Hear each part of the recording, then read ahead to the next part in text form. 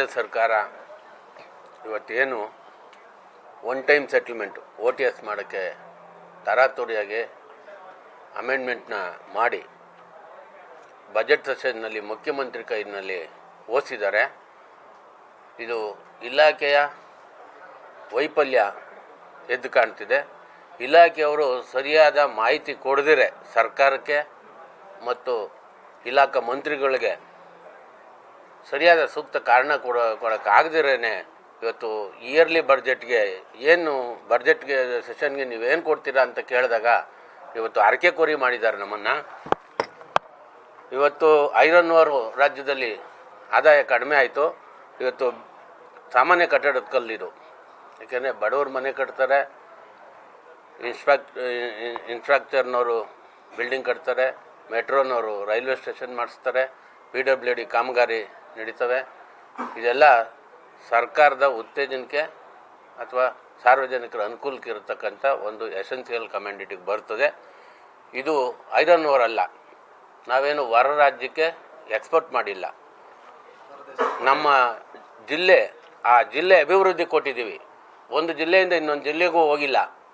100 kilometre ಡಿಸ್ಟೆನ್ಸಲ್ಲಿ ನಾವು ಮಾರಾಟ ಮಾಡಿದ್ದೀವಿ ಅಥವಾ ಅವ್ರಿಗೆ ಅಭಿವೃದ್ಧಿ ಕೊಟ್ಟಿದ್ದೀವಿ.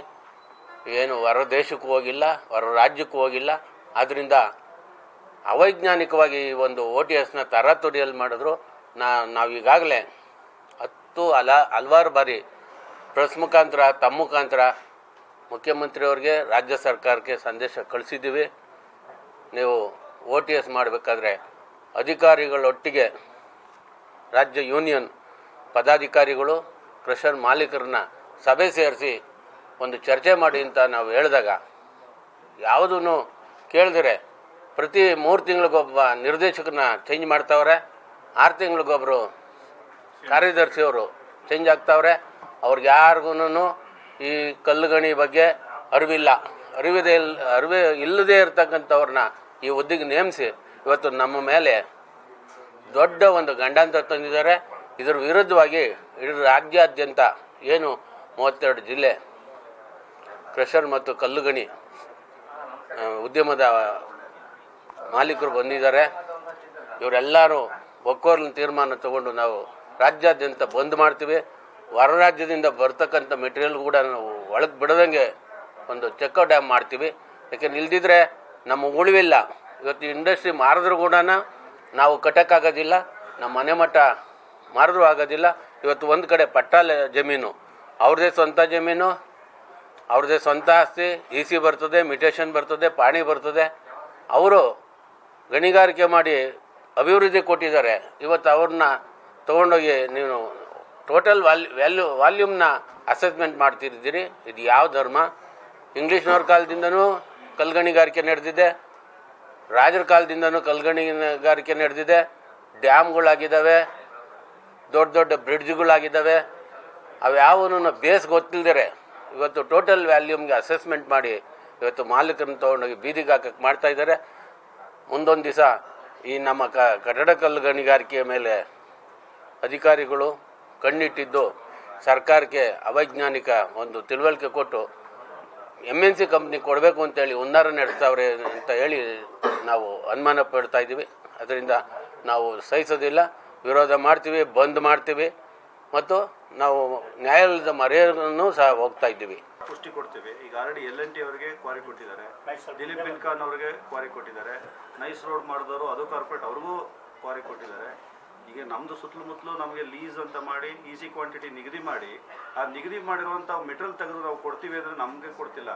ಅವ್ರೇನು ಮಾಡ್ತಾರೆ, ಈ ಥರ ಪ್ರೈವೇಟ್ ಅಸೋಸಿಯೇಟ್ ಕಂಪ್ನಿಗಳಿಗೆಲ್ಲರಿಗೂ ಟೆಂಡರ್ ಕರೆದಿದ್ದಾಗೆ ಅವ್ರಿಗೆ ಟೆಂಡ್ರು ಕರೀಬೇಕು ಅಂತಿದೆ. ಯಾವುದೇ ಸರ್ಕಾರಿ ಲ್ಯಾಂಡು ನಮ್ಮ ಲೆಸಿ ಕೊಡೋದ್ರಿಂದ ಬೇರೆಯವ್ರು ಕೊಡ್ತೀವಿ ಅಂದರೆ ಟೆಂಡ್ರ್ ಕರೆದು ಕೊಡಬೇಕು ಅಂತಿದೆ. ಟೆಂಡ್ರು ಕರಿತಿಲ್ಲ, ಅವ್ರು ಹಾಗೆ ಕೊಡ್ತಿದ್ದಾರೆ ಕಾರ್ಪೊರೇಟ್. ಧಾರವಾಡ ಜಿಲ್ಲೆಯವರು ನಾನು originally I have registered on association in the name of Karnataka Patta Land Owners Association ಅಂತ, and I am vice president to this union also here. ಯಾಕಂದ್ರೆ ನಾವು ಮತ್ತು ಸರ್ಕಾರಿ ಜಮೀನಲ್ಲಿ ಮಾಡ್ತಕ್ಕಂಥ ಗಣಿಗಾರಿಕೆ ಏನಿದೆ ಅವರು ನಾವು ಅಣ್ತಂಬರಿದ್ದಂಗೆ, ಜೊತೆಗೆ ಕೆಲವು ವಿಷಯಗಳಲ್ಲಿ ನಾವು ಹೋಗಲೇಬೇಕಾಗುತ್ತೆ. ನಮ್ಮ ಡಿಮಾಂಡ್ಸ್ ಏನಿದಾವೆ ನಾವು ಸಪ್ರೇಟಾಗಿ ಕೇಳಲೇಬೇಕಾಗುತ್ತೆ. ಸೊ ಈಗ ಬೇಸಿಕಲಿ ನಾನು ಹೇಳ್ತಕ್ಕಂಥದ್ದು ಎಲ್ಲ ವಿಷಯಗಳಲ್ಲಿ ಅವ್ರ ಜೊತೆಗೆ ಇರ್ತೇವೆ. ಕಾಮನ್ ಇರತಕ್ಕಂಥ ಫ್ಯಾಕ್ಟರ್ಸ್ ಜೊತೆಗೆ ಅವ್ರು ನಾವು ಸಪೋರ್ಟ್ ಇದ್ದೇವೆ, ಅವ್ರು ನಮಗೆ ಸಪೋರ್ಟ್ ಮಾಡ್ತಾರೆ. Apart from that there are so many issues where in patta ಲ್ಯಾಂಡ್ಗೆ ಆಗ್ತಕ್ಕಂಥ ಅನ್ಯಾಯ ಇಲ್ಲಿ ಆಗಲ್ಲ. ಸರ್ಕಾರಿ ಜಮೀನಿಗೆ ಸಿಗ್ತಕ್ಕಂಥ ಅನುಕೂಲತೆಗಳು ಅದರಿಂದ ನಮಗೆ ಭಾಳ ವ್ಯತ್ಯಾಸ ಆಗ್ತಾಯಿದೆ. ಸರ್ಕಾರಿ ಜಮೀನೊಳಗೆ ಏನಿರ್ತದೆ, it is A government land, ಅಲ್ಲಿ ಏನೇ ಮಾಡೋಂಗಿಲ್ಲ, ಏನಿಲ್ಲ, ಸ್ಟ್ರೇಟ್ ಅವೇ ಲೀಸ್ ಕೊಡ್ತಾರೆ, ಡೈರೆಕ್ಟ್ಲಿ ಸ್ಯಾಂಕ್ಷನ್ ಆಗುತ್ತೆ. ಬಟ್ ವೇರೇಸ್ ಪಟ್ಟಾ ಜಮೀನಾಗ ಏನಾಗುತ್ತೆ, ಇಲ್ಲಿ ಪಟ್ಟಾ ಜಮೀನೊಳಗೆ ಏನಾಗ್ತದೆ, ನಾವು ಓನರ್ ಲ್ಯಾಂಡ್, ಸ್ವಂತ ಜಮೀನು, ಆ ಜಮೀನಿಗೆ ಒಂದು ಕಿಮ್ಮತ್ತು ಇರ್ತದೆ. ಆಯಾ ಭಾಗದಾಗ ಎಷ್ಟಿರ್ತದೆ, ರೈಟ್ ಫ್ರಮ್ 10 ಲಕ್ಷದಿಂದ 50 ಲಕ್ಷ 1 ಕೋಟಿವರೆಗೂ ಇರ್ತದೆ. ಅದು ಹೇಳಲಿಕ್ಕೆ ಬರೋದಿಲ್ಲ. ಹೌದು. ಅದರ ಜೊತೆಗೆ ಅದನ್ನು ತೊಗೊಂಡ ಮೇಲೆ ಮತ್ತೆ ಏನೇ ಕನ್ವರ್ಟ್ ಮಾಡಬೇಕು. ಏನೇ ಕನ್ವರ್ಟ್ ಮಾಡೋದ್ರ ಜೊತೆಗೆ ಮತ್ತು ವಾಪಸ್ಸು ಅದನ್ನು ರಿಜಿಸ್ಟ್ರೇಷನ್ ಮಾಡಬೇಕು. ರಿಜಿಸ್ಟ್ರೇಷನ್ ಮಾಡಿ ಎಲ್ಲ ಪದ್ಧತಿಗಳನ್ನ ಅನುಸರಿಸಬೇಕು. ಎಲ್ಲ NOCಗಳು ತೊಗೋಬೇಕು. ಎಲ್ಲನೂ ಮಾಡಿಕೊಂಡು ನಾವು ಲೀಸ್ ಪಡಿಬೇಕು.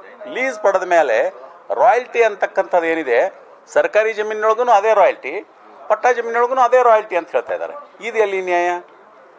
2 ಮಕ್ಕಳು ಅವಳಿಜವಳಿ ಮಕ್ಕಳಿದ್ದಾಗೆ ಒಂದು ಅನ್ಯಾಯವನ್ನು ಮಾಡ್ತಾ ಇದೆ ಸರ್ಕಾರ. ಸೊ ಅದಕ್ಕಾಗಿ ನಮ್ಮ ಕೂಗು ಮೊದಲಿಂದ ಕೂಡ ಇದೆ. ಏನಪ್ಪ ಅಂದರೆ, ನಮಗೆ ಪಟ್ಟಾದವ್ರಿಗೆ ನೀವು ಕನ್ಸೆಷನ್ ಕೊಡಬೇಕು. KMMC ರೂಲ್ಸ್ನೊಳಗೆ ಬರೀ ಕನ್ಸೆಷನ್ ರೂಲ್ಸ್ ಅಂತ ಹೆಸರಷ್ಟೇ ಇದೆ. There is no concession. 1 paisa ಕನ್ಸೆಷನ್ನು ಸರ್ಕಾರಿ ಜಮೀನಿಗೆ ನಮಗೆ ಸಿಗ್ತಾ ಇಲ್ಲ. ನಮಗೆ ವಂಚಿತರಾಗಿದ್ದೀವಿ. ಅದಕ್ಕೆ ನಮ್ಮ ಡಿಮ್ಯಾಂಡ್ ಏನಪ್ಪ ಅಂದ್ರೆ, ನಮಗೆ ಟೋಟಲಿ ರಾಯಲ್ಟಿಯಿಂದ ಇದಕ್ಕೆ ನಮಗೆ ಮುಕ್ತಿ ಸಿಗಬೇಕು, ರಾಯಲ್ಟಿ ನಮಗೆ ತೆಗಿಬೇಕು ಅಂತಕ್ಕಂಥ ನಮ್ಮ ಡಿಮಾಂಡ್. ಒಂದು ಲೈಸೆನ್ಸ್ ನೀವು ಕೊಡ್ತೀರಿ, QL ಅಂತ ಕೊಡ್ತಾರೆ. ಸರ್ಕಾರಿ ಜಮೀನೊಳಗೆ QL ಅಂತ ಕೊಡ್ತಾರೆ, ದಟ್ ಈಸ್ ಕ್ವಾರಿ ಲೀಸ್ ಅಂತಾರಲ್ಲಿ. ಇಲ್ಲಿ ನಮಗೆ ಕ್ವಾರಿ ಲೈಸೆನ್ಸ್ ಅಂತ ಹೇಳಿ ಕೊಡ್ತಾರೆ. ಹೆಸರು ಪರಿವರ್ತನೆ ಮಾಡಿದ್ದಾರೆ, ಜನಕ್ಕೆ ತಿಳಿಬಾರ್ದು ಅನ್ನುವಂಗೆ. ಜನ ನಾವು ಕೋರ್ಟಿಗೆ ಹೋಗಬಾರ್ದು ಅಂತೇಳಿ ಏನೀಗ ಆಗಲೇ ಇವ್ರು ಹೇಳಿದರು, ನಮ್ಮ ಹಟ್ಟಿಯೊಳಿಯವರು 32, 33, 34 ಸೆಕ್ಷನ್ನಾಗ ಅದು ಪ್ರಾವಿಷನ್ ಇತ್ತು ಮೊದಲೇ. ಅದಕ್ಕೆ ಹೋಗಿದ್ದಾರಪ್ಪ ಅನ್ನೋದಕ್ಕೆ ಇವರು ಈಗಾಗಲೇ ಏನು ಮಾಡಿದ್ರು, ಅದನ್ನು ತಮ್ಮ ಲೆಕ್ಕದೊಳಗೆ ಕನ್ವರ್ಟ್ ಮಾಡ್ಕೊಂಡಿದ್ದಾರೆ. ಅಂದರೆ ಕಣ್ಣಿಗೆ ಮಣ್ಣು ಎರಚು ಅಂತ ಅದನ್ನು ಡೈಲ್ಯೂಟ್ ಮಾಡಿಬಿಡ್ತಾರೆ ವಿಷಯನ. ಆ ವಿಷಯವನ್ನು ಸರ್ಕಾರ ಪ್ರಯತ್ನ ಮಾಡ್ತಾ ಇದೆ. ಇನ್ ಟೋಟಲ್ ಆಗಿ ಏನಪ್ಪ ಅಂದರೆ, ನಮಗೆ ಮೂಲಭೂತವಾಗಿ ಸರ್ಕಾರ ಹಿಂದಿನಿಂದನೂ ಕೂಡ ಬಂದಿದೆ. ಈ ವಿಷಯದಲ್ಲಿ ಬ್ರಿಟಿಷರಿದ್ದಾಗ ಮಾಡಿರ್ತಕ್ಕಂಥ ಒಂದು ಕಾನೂನನ್ನು ಇವತ್ತು ಮುಂದುವರಿಸ್ತಾ ಇದ್ದಾರೆ. ಸ್ವತಂತ್ರ ಸಿಕ್ಕಿದೆ ಅಂತ ಹೇಳ್ತಾರೆ. ಎಲ್ಲಿ ಸ್ವತಂತ್ರ ಸಿಗ್ತದೆ ನಿಮಗೆ? ಅವತ್ತು ಕಾನೂನು ಮಾಡಿದ್ದು ಭೂಮಿ ಕೆಳಗಿರ್ತಕ್ಕಂಥ ಆಸ್ತಿ ಸರ್ಕಾರದ್ದು ಅಂತ ಹಿಂದೆ ಬ್ರಿಟಿಷರು ಮಾಡಿದ್ರು. ಇದನ್ನು ಬ್ರಿಟಿಷರು ಮಾಡಿದ ಮೇಲೆ ನಾವು ಯಾವುದೋ ಒಂದು ಜಮೀನು ನೀವು ಖರೀದಿ ಮಾಡಿದಾಗ ನಿಮ್ಗೆ ಕೊಡ್ತಾರೆ, ನೀವು ಪಿತ್ರಾರ್ಜಿತವಾಗಿ ನೀವು ಎಷ್ಟೋ ತಲೆಮಾರು ಹೋದ್ರೂ ಕೂಡ ನಿಮ್ಮದೇ ಆಸ್ತಿ ಅಂತ ಅಲ್ಲಿ ರಿಜಿಸ್ಟ್ರೇಷನ್ನೇ ಕೊಡ್ತಾರೆ. ಮತ್ತು ಅದರೊಳಗೆ ಇರುವಂಥ ಹಕ್ಕು ನಮಗೆ ಯಾಕೆ ಇರೋದಿಲ್ಲ? In respect of that there is a Supreme Court order also. ಮೇಲೆ surface rights of the land vest with the owner of the land ಅಂತ ಸ್ಪಷ್ಟ ಇದೆ, ಭಾಳ ಕ್ಲಿಯರ್ ಆಗಿದೆ ಅದು. ಬಟ್ ಅದನ್ನು ಇನ್ನೂ ಪೆಂಡಿಂಗ್ ಇಟ್ಟಿದ್ದಾರೆ. ಅದನ್ನು ಕನ್ಸಿಡರ್ ಮಾಡಿಕೊಂಡು ನಮಗೆ ಇದರ ಕನ್ಸೆಷನ್ ಕೊಡಬೇಕು ಅಂತ ನಾವು ಭಾಳ ಸ್ಪಷ್ಟವಾಗಿ ಕೇಳ್ತಾ ಇದ್ದೀವಿ. ಒಂದು, ಅದ್ರ ಜೊತೆಗೆ ಈಗ ಫಾರ್ ಎಕ್ಸಾಂಪಲ್ ರಾಯಲ್ಟಿ ಅಂತ ಇರ್ತದೆ. ಆ ರಾಯಲ್ಟಿ ಕಟ್ಟಿದ ಮೇಲೆ ಅದರ ಮೇಲೆ ಮತ್ತೆ GST ಹಾಕ್ತಾರೆ. ನಾವು ಓನರ್ಸು. ಆಮೇಲೆ ನಮ್ಮ ಗ್ರ್ಯಾಂಟಿಗೆ, ನಮ್ಮ ಜಮೀನಿಗೆ ನಾವೇ ರಿಜಿಸ್ಟ್ರೇಷನ್ ಫೀ ಕೊಡಬೇಕು, ನಾವೇ ಅದಕ್ಕೆ ಹೋಗಿ ತೊಗೋಬೇಕು. ನನ್ನ ಹೆಸರಲ್ಲೇ ಮತ್ತೆ ರಿಜಿಸ್ಟ್ರೇಷನ್ ಮಾಡ್ಕೋಬೇಕಂತ ಹೇಳಿದೆಯಲ್ಲಿ ನ್ಯಾಯ. ಮತ್ತು ನಾವು ಅದಕ್ಕೆ ಡೆಡ್ ರೆಂಟ್ ಕೊಡಬೇಕಂತ, ನನ್ನ ಜಮೀನಿಗೆ ನಾನೇ ರೆಂಟ್ ಕೊಟ್ಕೊಳ್ಳೋದ? ಇದು ಎಲ್ಲಿ ಪದ್ಧತಿ? ಇಂಥವು ಅನೇಕ ಸಮಸ್ಯೆಗಳಿದಾವೆ. I will come to you in detail regarding this point. Anyway, thank you. ನಮಸ್ಕಾರ. ನಾನು Sanjeev Teli, union of Karnataka quarry owners and stone crusher owners association ಗೌರವಾಧ್ಯಕ್ಷ. ಇವಾಗ ಸರ್ಕಾರ, ಈಗಿನ ಸರ್ಕಾರ ನಮ್ಮ ಮೇಲೆ ಒಂದು ಪ್ರಹಾರ ಮಾಡ್ತಾ ಇದೆ. 1 ಟೈಮ್ ಸೆಟಲ್ಮೆಂಟ್ ಅಂತೆ. ನಾವು 2016ದಿಂದನೇ ಒಂದು 1 ಟೈಮ್ ಸೆಟಲ್ಮೆಂಟು ಕೋರ್ತಾ ಇದ್ದೇವೆ. ಆದರೆ ನಾವು 1 time settlement 5 lakhs per hectare, ಅಂದರೆ ಎಕರೆಗೆ 2 ಲಕ್ಷ ಹಾಕಿ ಇದನ್ನೇ ದಂಡ ಹಾಕಿ ಕ್ಲೋಸ್ ಮಾಡಿ ಅಂತ ಕೇಳ್ತಾ ಇದ್ದೇವೆ. ಇಶ್ಯೂ ಏನಿದೆ ಅಂತಂದರೆ, ಸರ್ಕಾರ 2 ಡ್ಯೂಯಲ್ ಪಾಲಿಸಿ ಮಾಡಿಕೊಂಡಿದೆ ರಾಯಲ್ಟಿ ಕಲೆಕ್ಷನಕ್ಕೆ. ಈ ಖನಿಜ ಸಂಪತ್ತು building stone, ordinary building stone minor ಮಿನರಲ್ದಲ್ಲೇ ಬರುತ್ತೆ, ನಾನ್ ಸ್ಪೆಸಿಫೈಡ್ ಮೈನರ್ ಮಿನರಲ್ಲು. ಅದು ಖನಿಜ ಸಂಪತ್ತು ನಾವೇನು ಎಕ್ಸ್ಟ್ರಾಕ್ಟ್ ಮಾಡ್ತೇವೆ, ಅದನ್ನು ಮಾರಾಟ ಮಾಡಬೇಕಾದ್ರೆ 70-75% ಸರ್ಕಾರಿ ಕಾಮಗಾರಿಗೇ ಕೊಡ್ತೇವೆ. ಆಮೇಲೆ ಇದು ಮಟೀರಿಯಲು ನಾವು ಸುಮಾರು ಒಂದು 100-150 ಕಿಲೋಮೀಟರ್ ರೇಡಿಯಸ್ದಲ್ಲೇ ನಾವು ಮಾರಾಟ ಮಾಡ್ಬೋದು.